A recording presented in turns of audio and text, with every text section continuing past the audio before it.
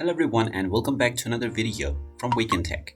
In this video, I'm going to show you how to remove your card from the Bolt application. So let's get started right away. First of all, open up the Bolt application on your device, and once you open it up, proceed with logging into your account if you haven't done so already using your credentials. Once you are logged in and taken into your homepage, if you wish to remove your payment method or your card, then tap on the menu icon at the top left corner. Once you tap on this button, you will see your account options. Go ahead and tap on a payment, and this will show you all of your payment methods that have been added to your account underneath the payment methods section.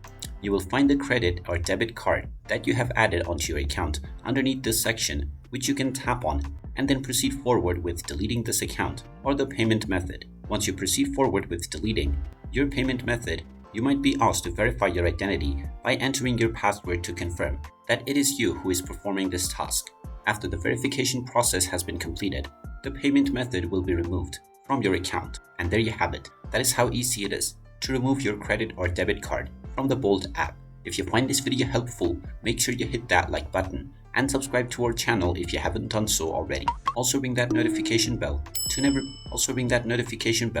never miss another update from us. Thank you for watching, and I will see you again in the next video.